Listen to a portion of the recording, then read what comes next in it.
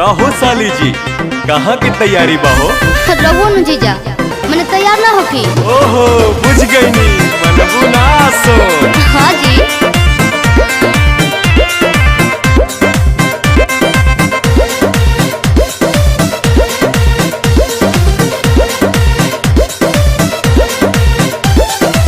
जातारू माई के दर्शन तू करे, हाँ जी। काहे के लगलू है साजे सवारे।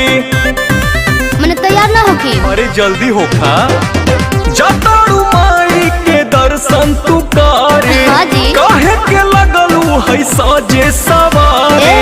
रील बनी मंदिर के गेट पर जीजा, अच्छा वीडियो बना के डालब नेट पर जीजा। ओके। बुलेट पर जीजा, का? बुलेट पर जीजा, बोला ले चली घुमावे बुलेट पर जीजा। जरूर हो। बुलेट पर जीजा, बुलेट पर जीजा, ले चली घुमावे बुलेट पर जीजा। बुझनी? हम सब बुझतानी।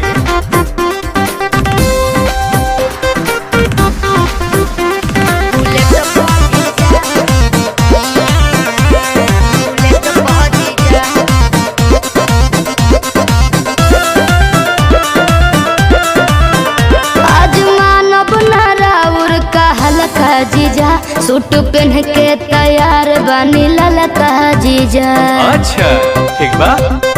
ए जीजा जी सुना, जौन कहबू खाए के साली उ घर ही लिया दे हबो। अरे ना जी। डेरी मिल्क कहा चॉकलेट दू पैकेट खिया दे हबो।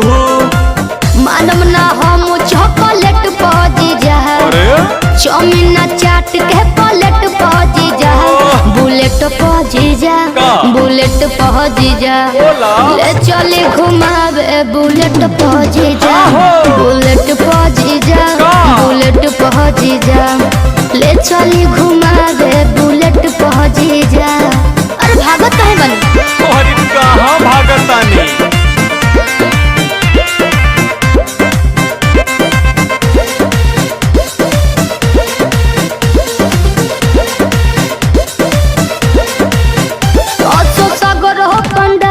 घुमा दी जी, हाँ। जीजा बिमल से ये श्रद्धा पूरा दी जी। ठीक बनू, फिर कुछ ना कहो।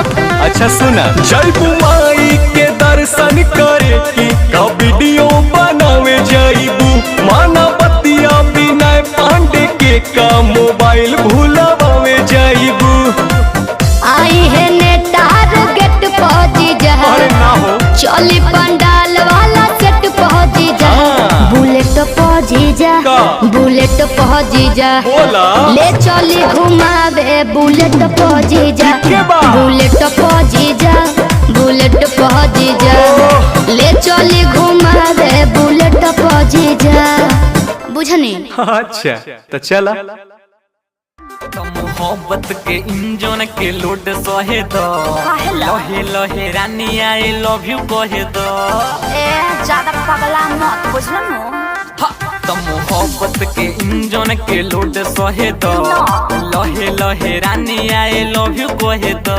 अरे हमारा से मजा भरपूर ले बका, हमारा से मजा भरपूर ले बका।